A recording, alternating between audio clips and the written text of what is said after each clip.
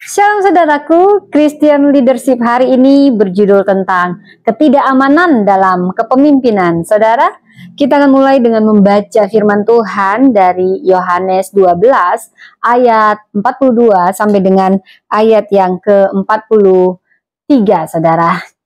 Di sini dikatakan, Alkitab berkata, namun banyak juga di antara pemimpin yang percaya kepadanya, tetapi karena orang-orang Farisi mereka tidak mengakuinya berterus terang supaya mereka jangan dikucilkan, sebab mereka lebih suka akan kehormatan manusia daripada kehormatan Allah. Saudara, jadi di sini ada yang insecure, mereka lebih suka kehormatan dari manusia daripada dari Allah.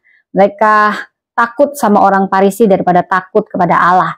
Dan juga ada posisi yang insecure, ketidakamanan dalam diri mereka. Saudara, ini bisa kita kaitkan dengan judul kita, ketidakamanan dalam kepemimpinan. Saudara, saya berharap saudara sebagai seorang pemimpin mau rendah hati untuk melakukan refleksi dengan pertanyaan-pertanyaan berikut. Apakah Anda sebagai pemimpin betul-betul aman, atau Anda pemimpin yang insecure atau tidak aman saat ini? Seberapa aman Anda sebagai seorang pemimpin? Mungkin kita bisa menjawab pertanyaan yang sangat sederhana ini.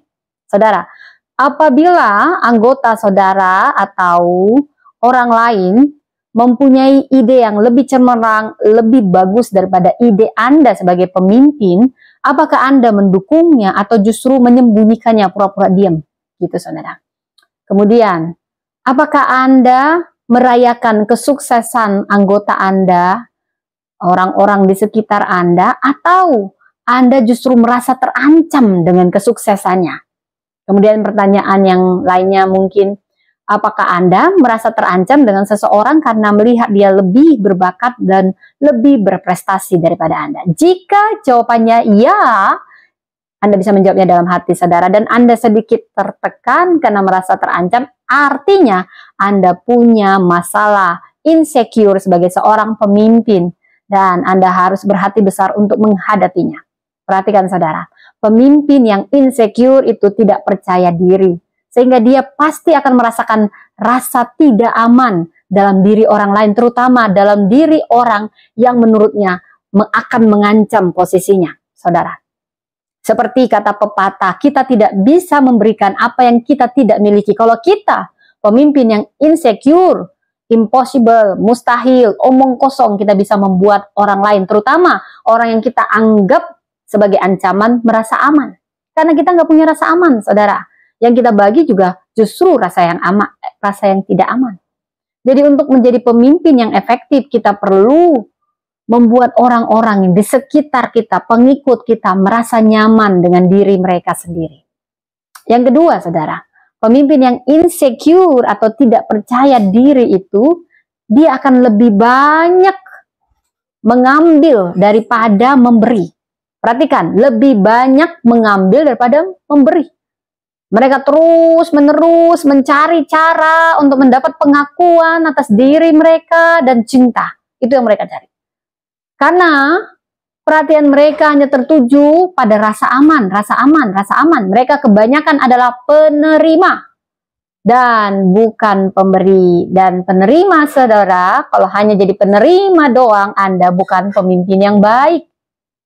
Yang ketiga, pemimpin yang insecure itu tidak percaya diri terus-menerus. Sehingga apa? Sehingga mereka justru akan membatasi orang-orang yang berpotensi, orang-orang terbaiknya, supaya tidak lebih dari mereka. Dibatasi dengan banyak siasat, saudara. Ini pemimpin yang suka menimbun kekuasaan. Pemimpin yang insecure.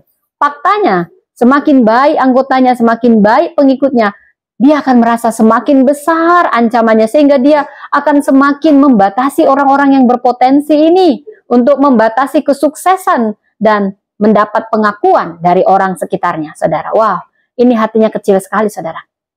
Jikalau ini menggambarkan Anda sebagai pemimpin, maka rendah hatilah dan berubahlah. Ingatlah firman Tuhan.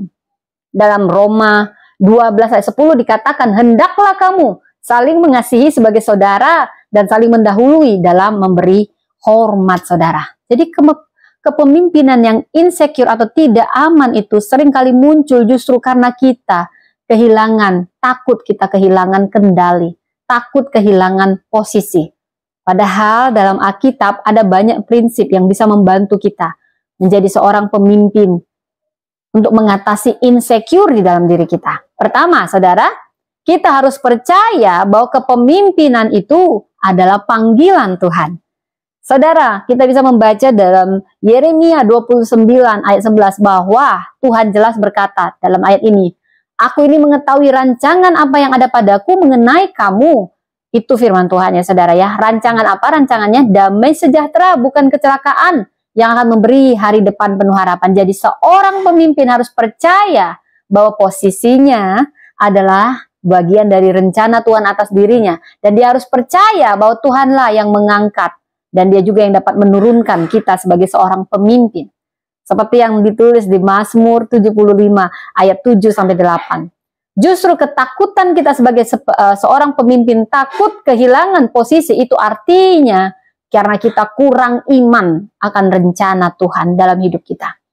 Yang kedua, kita perlu melayani dengan kerendahan hati. Jelas dikatakan di Filipi, saudara, Filipi 2 ayat 3-4. Jangan kita mencari kepentingan kita sendiri, pujian yang sia-sia, tetapi kita hendaklah sebagai seorang pemimpin, terutama kita punya hati yang rendah hati. Kita mengutamakan orang lain lebih utama dari diri kita, bukan ngecil-ngecilin orang, bukan menghasut orang supaya dia terlihat kecil, terlihat buruk, dan kita saja yang terlihat lebih baik. Wow, ini kecil sekali hatinya kalau ada yang begini, saudara, bertobat ya saudara ya. Yesus adalah contoh teladan kita, pemimpin yang rendah hati, tidak mencari kehormatan diri sendiri, tetapi dia melayani. Pemimpin yang rendah hati itu tidak akan merasa insecure, tidak akan merasa terancam dengan orang lain.